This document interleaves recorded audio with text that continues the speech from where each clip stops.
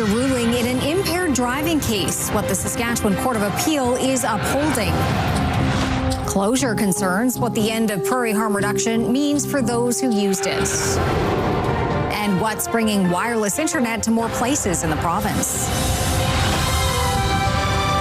This is CTV News with Chantel Saunders. Good evening. We begin tonight with a major ruling from a Saskatchewan court today over an impaired driving case that took nearly 2.5 years to work its way through court. Keenan Sorokon on the decision and what's next.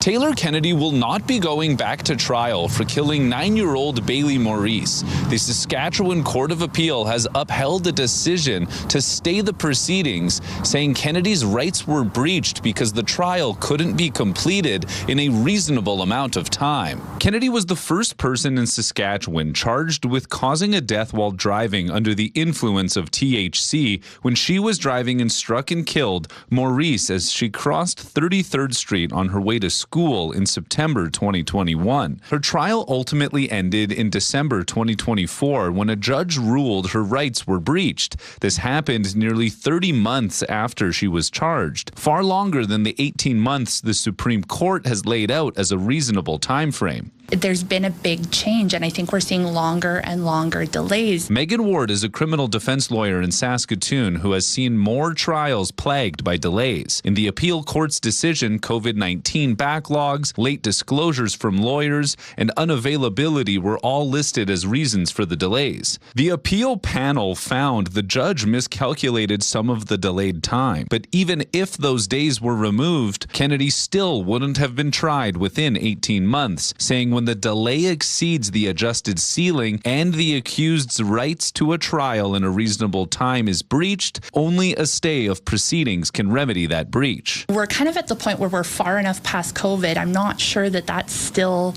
to blame for the significant backlog that we're seeing. The Ministry of Justice is reviewing the decision to determine if it will appeal to the Supreme Court. Rochelle Cook, Maurice's mother, says she expected to find out about the decision ahead of time from the Crown, but she declined an interview after finding out when reporters began calling her. Keenan Sorokon, CTV News, Saskatoon.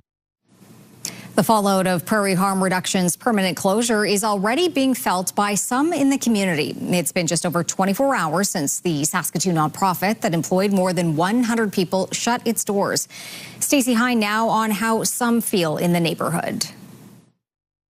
A day after its doors closed, people are still showing up to Prairie Harm Reduction, many who say they have nowhere else to go. Lexis Sakamoose used the services here daily and says the closure is heartbreaking. Because this was a place of safety. It was a place to be peaceful. It was a place to feel like yourself and not get hurt, have a safe space. Prairie Harm Reduction has seized all operations, including its supervised consumption site, drop-in center, and support services, following the discovery of a major financial shortfall last month. Board Vice Chair Brady Knight says the organization went from a surplus last year to a deficit in the hundreds of thousands of dollars. He says rising demand for services also played a role in the shutdown. The increased number of overdoses, the increased number of unhoused people in our city that have all contributed to this situation that we find ourselves in. Knight says PHR supported hundreds of people, and other organizations are stepping in to help. I think it's going to take a collective community effort of the various different service providers in our community. Saskatoon NDP MLA Betty Nippy Albright calls the closure a loss and agrees it will put even more pressure on other services. There's going to be increased pressure on our emergency rooms, our community services. She's also questioning what the provincial government is doing to support people who relied on these services. In a statement, the province says it's working with community partners to ensure supports remain available following the closure, and says naloxone is available at 176 locations in the Saskatoon area. It also points to its involuntary treatment program that it's moving forward with, which it says will strengthen the province's ability to help people who cannot seek treatment on their own. Mayor Cynthia Block also weighing in on the closure. She says it will affect people, systems, and services across the city, and she believes the impact will be felt more deeply over time. Stacey Hine, CTV News, Saskatoon. RCMP are investigating 2 deadly crashes in Saskatchewan. The latest happened this morning just before 9 o'clock. A vehicle rolled at the intersection of 15th Street West and Fairmount Road in Kindersley. The driver and only person in the vehicle died at the scene. He has been identified as a 48-year-old man from Kindersley. No other information has been released about the crash. And a pedestrian has died after being hit on Highway 55 east of Nipawin yesterday morning at about 1 o'clock. The victim was a 30-year-old man from the Red Earth Cree Nation. The driver remained at the scene. RCMP are investigating to determine what happened. RCMP are investigating the death of a 65-year-old woman as a homicide. RCMP were called Wednesday afternoon just before 3 o'clock to a home on 20th Street West in Battleford where a death was reported. She has been identified as 65-year-old Melissa Kol-Durkachenko. Because her death is considered suspicious, RCMP are asking anyone who lives on the street who has security cameras to check their footage between Wednesday, April 1st and Wednesday, April 8th. They want to hear from anyone who finds any suspicious activity. Police say investigators will be at the scene for an undetermined amount of time. 3 people have been arrested following a robbery outside of Midtown last night. Police say a woman reported being approached from behind by a group of people just after 9 o'clock last night. She said she was pinned to an outside wall of the mall and robbed. The victim ran to a nearby taxi to get help, and the suspects left. Police found the suspects nearby with the victim's stolen items. The 2 men, aged 31 and 38, and a 33-year-old woman have been charged with robbery. An inquest has been scheduled for an inmate who died in his cell at the Saskatoon Correctional Centre 3 years ago. 21-year-old Jason Knight was found unresponsive on February 8th, 2023. Paramedics tried to revive him, but he was pronounced dead. The inquest into his death is scheduled for the week of May 11th at the Saskatoon Travelodge Hotel. Jurors at the inquest may make recommendations to prevent further deaths. Construction of Saskatoon's new emergency shelter is expected to begin this summer. The province says it has awarded the contract to design and build the facility to Quarex Construction Services. The 60-bed shelter will be built at 170 31st Street East. The cost of the shelter is estimated to be $6 million and is expected to be complete next spring. The province says in addition to the shelter, the facility will provide support services to address wellness and cultural needs and help people transition to appropriate housing.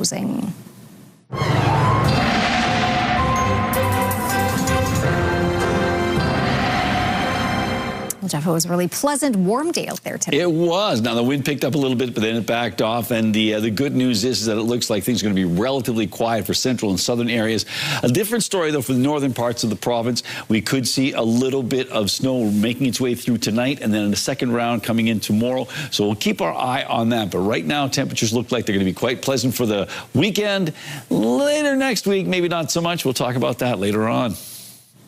The Saskatchewan Public Safety Agency says a report on the 2025 wildfire season is going to take longer than expected. Earlier this week, Minister of Community Safety Michael Uyghur said an independent review from MNP was expected to be completed by February, but that would take some extra time to finish. Uyghur says MNP indicated some additional interviews with fire behavior specialists needed to ensure it was a comprehensive report. Today, residents affected by the 2025 wildfire say they're nervous heading into another wildfire season. You know, it's unacceptable. We need as much resources as possible. And that's where the MMP report, we need to know what went wrong last year and how it went wrong. I think most people know what went wrong, but this isn't about pointing fingers and blaming people. It's so it doesn't happen again. In a statement, the province says it extended the review time frame to late spring to ensure the report is as accurate as possible and reflects the voices of Saskatchewan residents. It says this delay has not stopped the SPSA from making improvements during the off-season, including to evacuation policies and pre-planning with First Nations. Saskatchewan's Information and Privacy Commissioner has ruled that the public has a right to know the outcome of allegations against a former marshal. The marshal resigned last summer following a misconduct investigation. As Wayne Mantika tells us, the government has remained tight-lipped about the situation. The NDP has been in pursuit of information about the outcome of a misconduct allegation made against a member of the Saskatchewan Marshals Service. An unidentified marshal resigned last summer, and details were never released. And then when we sought, and the public sought transparency on what happened, what this marshal did, the government refused to provide any information. Last year, the NDP filed a Freedom of Information request for the investigation files. What it received from the government was 290 blank pages of redacted emails and documents. The opposition appealed to the Information and Privacy Commissioner, who found that the Marshal Service properly applied an exemption allowing for the withholding of some, but not all information. The Commissioner concluded that the public has a right to know and debate the outcome of allegations involving a marshal who is appointed to act in the public trust when allegations arise otherwise. And they've been essentially stonewalling anybody who's asked any questions about what happened, what the marshal did. The government and its agencies are not required to follow recommendations made by the Information and Privacy Commissioner. The Saskatchewan Marshal Service says it will review the recommendations and provide a response within 30 days. Wayne Mantika, CTV News, Regina. Mothers on the Sturgeon Lake First Nation will have a dedicated center for childbirth starting this spring. Jasmine Pelche on what it means for the community and expectant mums. A brand new birthing and child-rearing lodge is prepping to open April 29th on Sturgeon Lake First Nation. We had instructions from the elders probably about 20 years ago or plus that they wanted to bring back traditional birthing practices within our community. The Shirley Bighead Birthing and Child-Rearing Lodge will allow mothers from Sturgeon Lake First Nation to give birth on their own territory and mothers from surrounding Indigenous communities to give birth in accordance with Cree ceremony. We've been using the healthcare system for the last 50 years, which is relatively new compared to how long we've been here. And so we've been introduced to the hospitals, which is, it's a cold environment. You can't take your support systems with you. About 2,000 members live on Nation, and the community currently has 11 mothers using prenatal care. Chief Christine Longjohn was born in Sturgeon Lake, but she and her mother had to travel for postnatal care. My mother and I were taken to the hospital, and we were put in isolation for 4 days. And so to me, that's my first introduction to the Western healthcare system where, as an infant, my mother are put in isolation because I wasn't born in the hospital. She wants to keep other families from similar experiences. It wasn't until a few years ago that she shared the isolation part with me. So this is something that she's carried along, her entire life. The lodge has trained medical staff, including a midwife and a nurse practitioner. The facility is ready to open by the end of the month, but Sturgeon Lake First Nation met with Indigenous Services Canada in Ottawa Thursday to advance funding discussions for the lodge to ensure long-term sustainability. Sturgeon Lake says talks are ongoing. CTV has reached out to Indigenous Services Canada but has not heard back. Jasmine Pelche, CTV News, Sturgeon Lake. A new partnership promises more businesses in Saskatchewan will have access to high-speed internet regardless of where they are. As Mick Fable reports, the focus is helping those in rural areas. With the help of thousands of small satellites orbiting Earth, Starlink offers a unique high-speed internet service which is now available in Saskatchewan. Sask has partnered with Starlink to offer a top-quality internet connection for businesses in rural areas. A low Earth orbit satellite connection or a satellite broadband connection is designed to be that primary internet connection, and it can deliver the capacity and the speed to provide those consistent experience for Teams calls or managing your online experience. During the pandemic, Muscogee Soto Nation was able to get access to Starlink. They say it was a way to keep the community together. The nation says jumping from the internet connection they had to Starlink was like night and day and have been with Starlink ever since. Bringing SpaceX to Muscogee contributed to the improvement of our quality of life. Our children now are able to connect with their friends online. Our families can watch Netflix and enjoy some quality community time with each other. We didn't have that. Every home and building on the nation now has the Starlink connection. Leadership say it is a digital age and a Wi-Fi connection should be available to everyone for a number of reasons. It also made e-health a lot more accessible for many of our people, getting on video call with a pharmacist, whether you needed to refill a prescription. It opened up an avenue for to make a lot of services that were harder for us to access being in a rural area. It made it easier now with that access. There are about 34,000 farms in Saskatchewan, with many of them being incorporated as businesses. They are able to access Starlink. It's not just a big business operating or a small mom and pop shop operating outside of an urban environment. It's our farms, it's our producers all across the province that might benefit from this relationship. Those who are already using Starlink are able to transfer to SaskTel over the phone. They will also be offering support for any difficulties with the service. Mick Favel, CTV News, Regina. The Artemis 2 mission, as we know it, is an historic one, and one that includes Canadian astronaut Jeremy Hansen, the first person from our country to travel to the moon. Hansen spent some time in Saskatchewan, posted to 15 Wing Moose Jaw, where he is considered an inspiration. Jacob Carr explains. When you see it from out here, it doesn't change it. It just absolutely reaffirms that.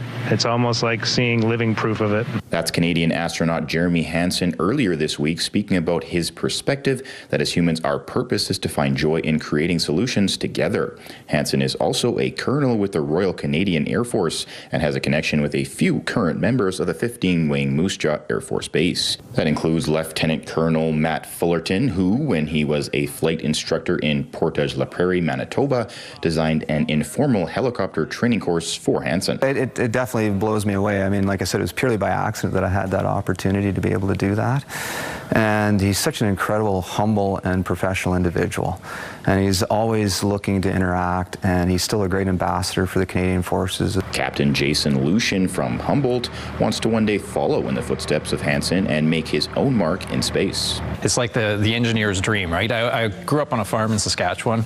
I had a technical background. I had an engineering degree from the University of Saskatchewan. And, space is just the idea. It's a final frontier. Lucian has also interacted with Hansen back in 2017 when he made it to the final part of the selection process for the Canadian Space Agency that year. He was really there to represent the life to you and tell you, this is what you can expect if you are selected. It was very motivational to meet him as well, because the selection process did take, I think, upwards of 8 months. As for the splashdown of Hansen and his fellow astronauts, all at 15 Wing will be watching. We'll all have our own kind of separate venues where we'll be watching that. But yeah, we're all of course hoping and praying everything goes well. I know the minds at NASA have got it all figured out. That was Jacob Carr reporting. Saskatchewan Huskies quarterback Anton Amarud could be back on the controls for the team's offense this fall. Amarud, who was diagnosed with lymphoma last fall, is now in remission, according to a post from the football team's Instagram account, and is beginning his return to the field. Lymphoma is a type of cancer that affects the lymphatic system, which is part of the body's immune system. It can impact lymph nodes, the spleen, and other organs that help fight infections. The fifth-year quarterback left the active roster after Week 5 of the 2025 season. He guided the Huskies to a 4-1 start, was the leading passer in the Canada West, and earned a 2025 Canada West All-Star nod before stepping away from football to focus on his health. Still to come, high-level talks about the war in the Middle East are about to start. Also, why Monday is a key day for both the Liberals and the Conservatives.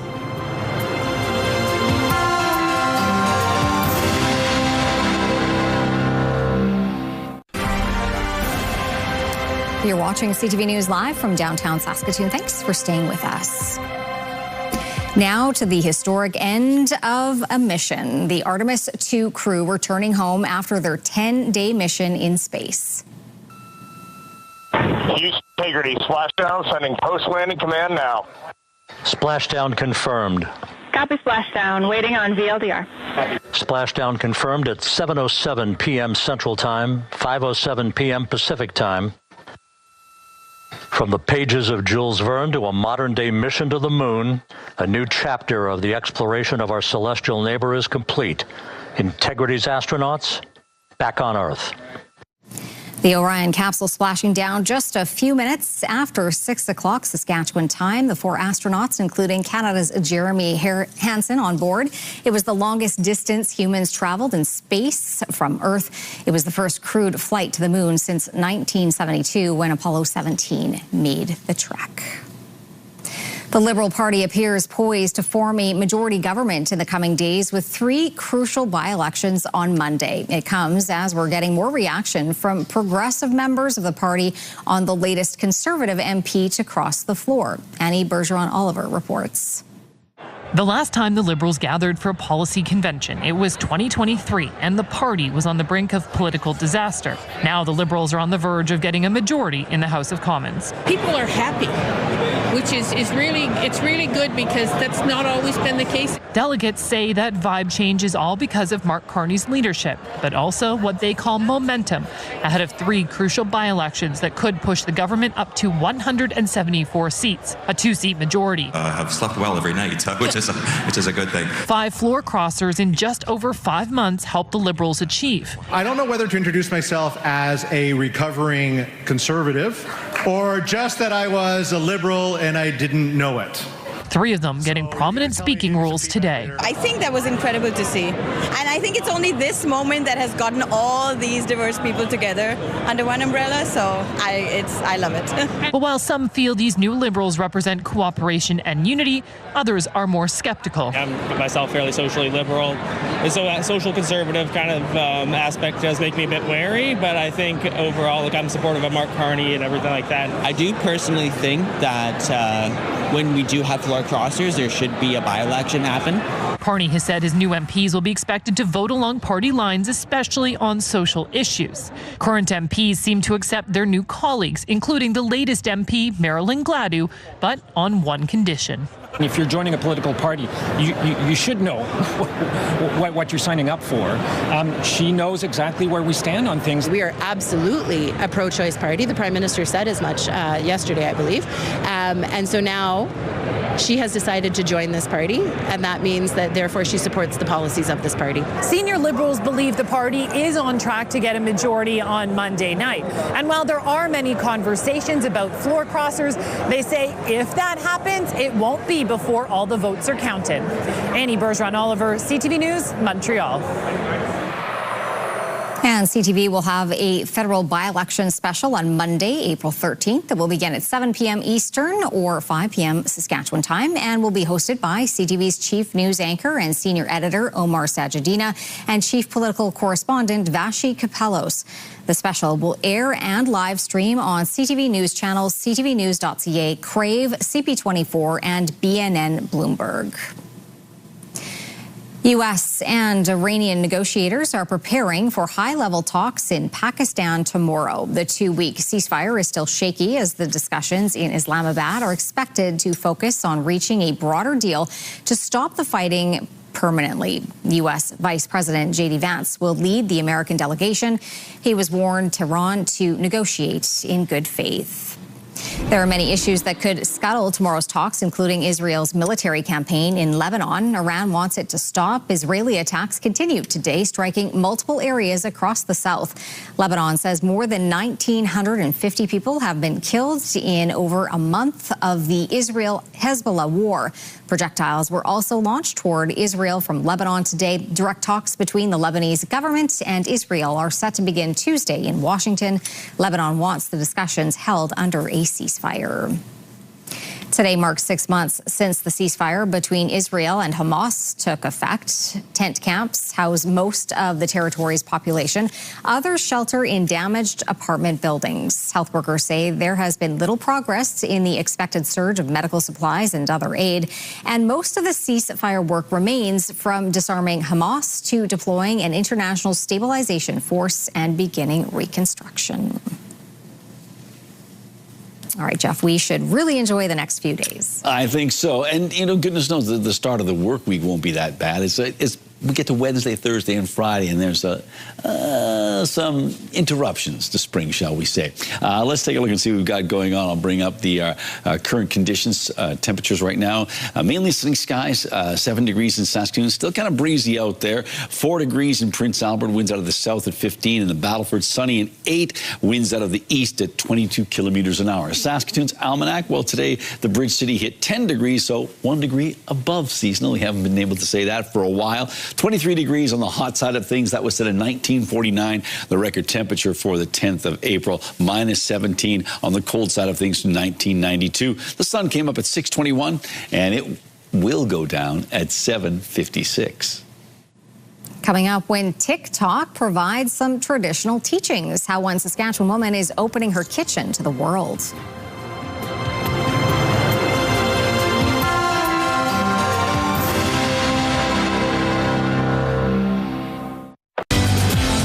CAA, Colette, and Your Morning want you to experience Italy. Monday on Your Morning, what you could see on this exciting tour and how you could win your way there.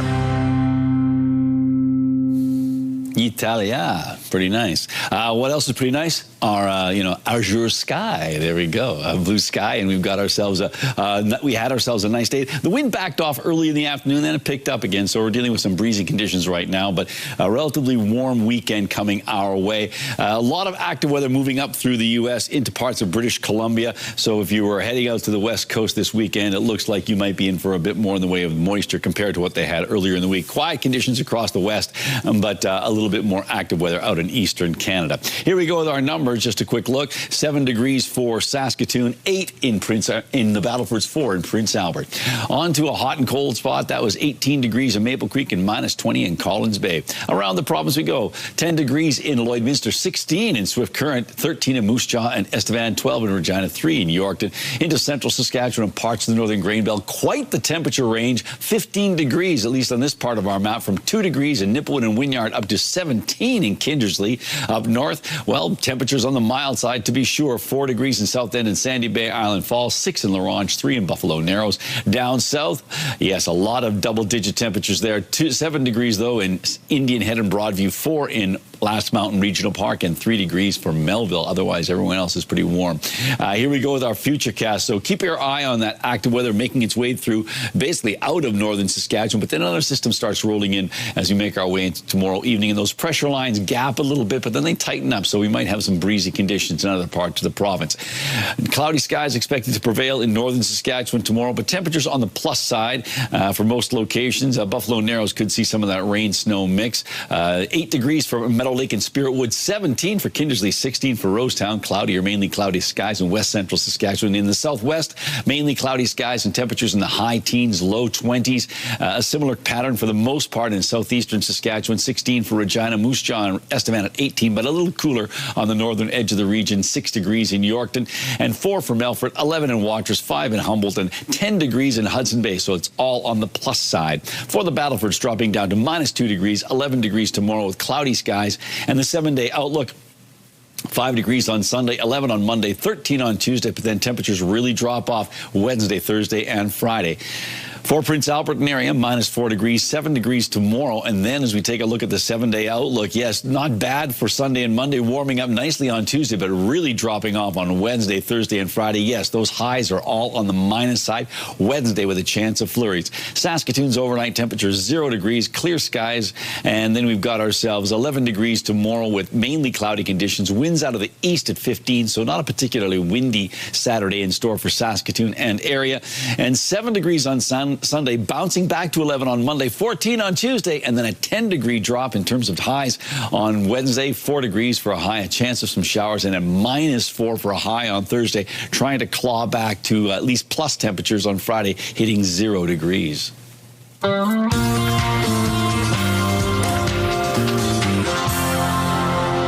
me luck. Good luck.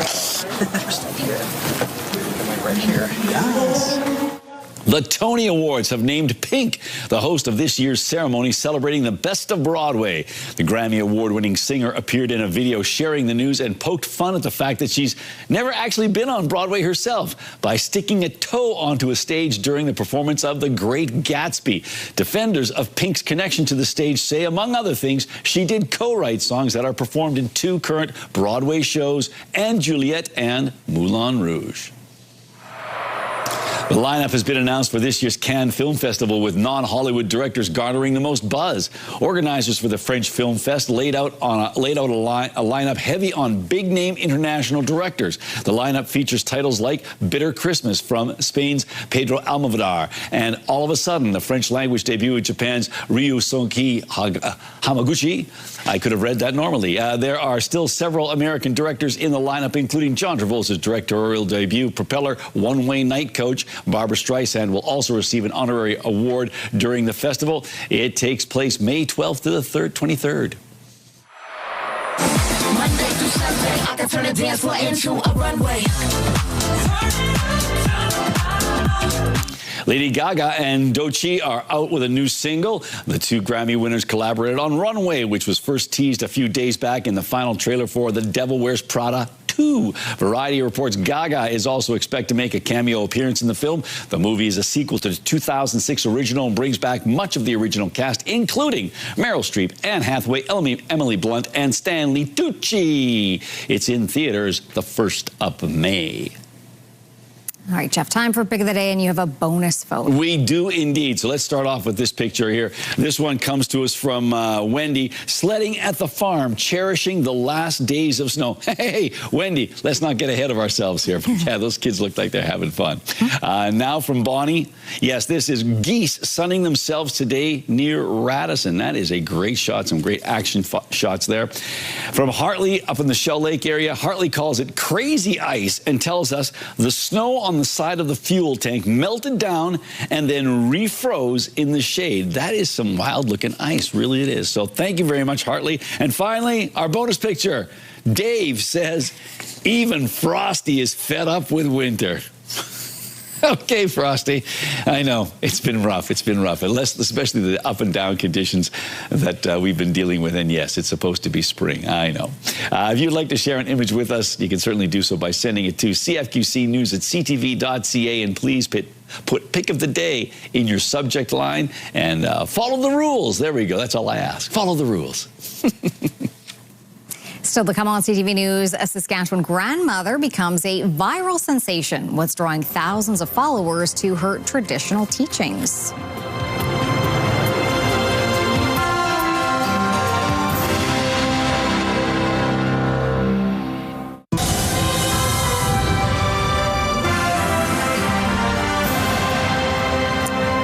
Unlikely star is taking social media by storm. A grandmother from Yorkton is proving that there's no age limit for becoming an influencer on TikTok. Regina DeClute brings you the story of Grandma Sherry.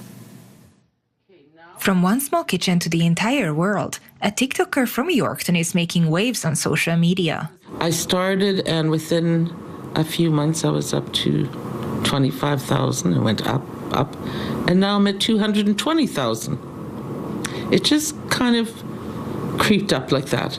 She didn't know about TikTok until her granddaughter approached her. Then one day she said to me, you know, Grandma, can I start you on TikTok and tape all these stories so that someday when you're no longer with us, we can listen to them like the other grandchildren. First, she posted smudgings, but one day she uploaded a video making bannock. And people recognized me uptown.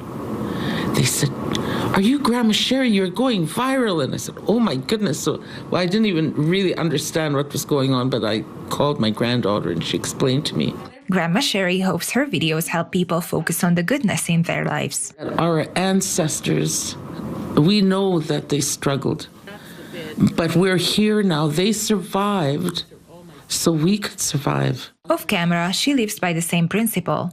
Years ago, she helped a teenager in trouble. who later became the mayor of Yorkton. I moved into their basement with their two sons, and they took me in for a good period of time until I could kind of get my feet under me. The mayor says he contributes his success to Grandma Sherry.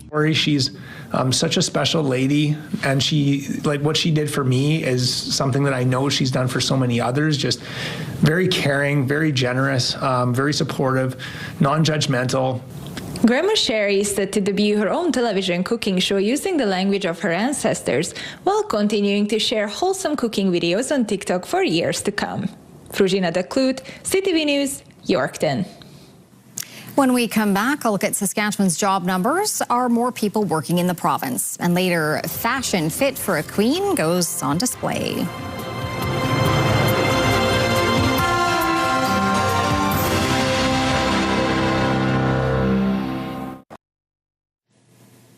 Welcome back. Time for the rural forecast for Saturday, and things are looking not bad. A lot of places, certainly everyone's on the plus side, but a lot of places finally at or above seasonal values. Close to seasonal for Meadow Lake and Spiritwood, above seasonal at 10 degrees for Lloydminster, roasty and toasty for Kindersley, and Outlook at 17 degrees. A little on the cool side for Melfort, just 4 degrees, 10 in Hudson Bay and 6 in Wynyard. So those latter two communities, Melfort and Wynyard, sort of on the outside looking in terms of the temperatures. But down south, oh my goodness, it's practically tropical. Temperatures in the high teens, low 20s. We've got ourselves a number of communities at 19 degrees. Maple Creek at 20, 21 in Coronach, 15 for Broadview, but a little cool up in Kenora, sort of the dividing line there, just 5 degrees. So what about Vibank? Looking good tomorrow for Vibank. Partly cloudy skies, 16 degrees, not bad at all. Winds out of the southeast at 20, gusting to 40, so a bit on the breezy side, but still a pretty pleasant day. And Vibank is one of the communities where internet plans of up to 1 gig are available from SaskTel. The Saskatchewan Rush are back at home this weekend with a lot on the line in the final 2 weeks of the season. The Rush spent almost all year in the top spot in the standings, but they now share first place with the Colorado Mammoth and Vancouver Warriors, all at 11 and 5. This weekend's matchup between Colorado and Saskatchewan could prove to be the deciding factor in who finishes first. Game time is 7 o'clock tomorrow night from SaskTel Centre. Canadian bank executives and other regulators met today to discuss a powerful new AI model and the risks it poses to Canadian cybersecurity. As Heather Wright reports, at the center of talks was a system so powerful it's not being released to the public. Energy grids, hospitals, banks. These are just some of the infrastructure experts say could easily be exploited by Cloud Mythos, a new AI model called Dangerous by the company that created it. This is the kind of thing that should keep us up at night. This week, Anthropic announced its latest AI model, one so powerful, the company says, that it can find vulnerabilities in virtually every major operating system and web browser, using relatively simple prompts. Anthropic says, given the rate of AI progress, it will not be long before such capabilities proliferate, potentially beyond actors who are committed to deploying them safely. The fallout for economies, public safety, and national security could be severe. It's like using ChatGPT to be a hacker. And so, unfortunately, what that does is it means that our existing defenses are no longer sufficient. While Anthropic is not releasing Cloud Mythos to the public, it is giving it to a select group of tech companies, part of what it's calling Project Glasswing, an initiative to help identify critical software vulnerabilities.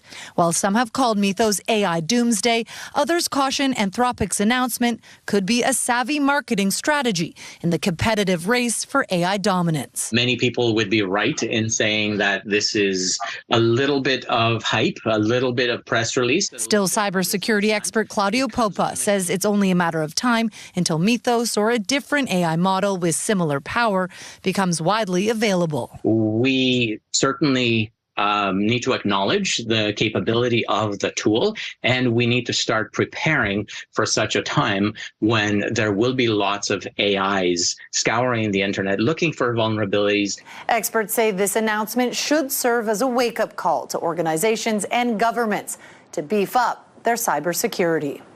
Heather Wright, CTV News, Toronto. Saskatchewan's labour market remains strong in March, registering the lowest unemployment rate in Canada. It now sits at 5%, a drop of half a percentage point from February. 5,800 jobs were added during the month, bringing the year-over-year total to 15,000 new positions. Regina has recorded the largest 12-month employment gain of 7,800 jobs, followed by Saskatoon with 5,200. So we're seeing good growth in hiring and good full-time paying jobs that have been brought here to Saskatchewan, bringing people to Saskatchewan to actually work and earn a good living here where they can pay the mortgage and have money left over as well. Statistics Canada says the average Canadian worker now earns $65,000 per year, a 4% increase from 2025.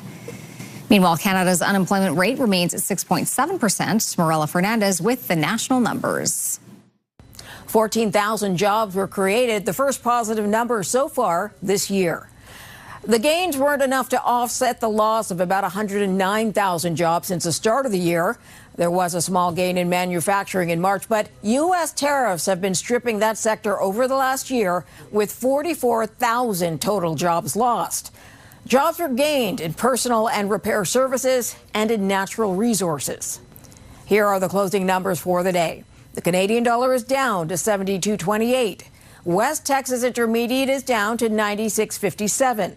Western Canadian Select is up over $1 to 72.63. And the TSX gained 218 points today. Those are your business headlines. I'm Morella Fernandez. Turning to local gas prices now, the average price in Saskatoon just over $1.72 a litre. The lowest price in town is $1.66.9. On Saskatchewan markets, Cameco finished the day at $1.60.73 and Nutrien was up $1.45. Coming up, Queen Elizabeth's style to be showcased. Then a mystery in Ontario afoot.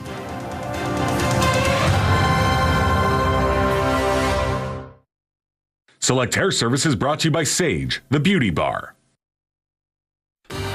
Get comfortable and settle in with these top shows all right here tonight on CTV.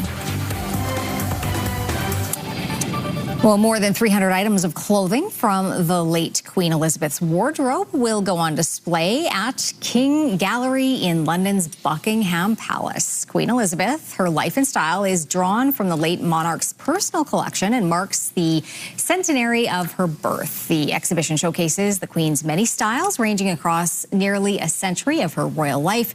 Some of the highlights include her wedding dress, her coronation dress, and even the dress worn by her stunt double for the 2012 Olympics opening ceremony.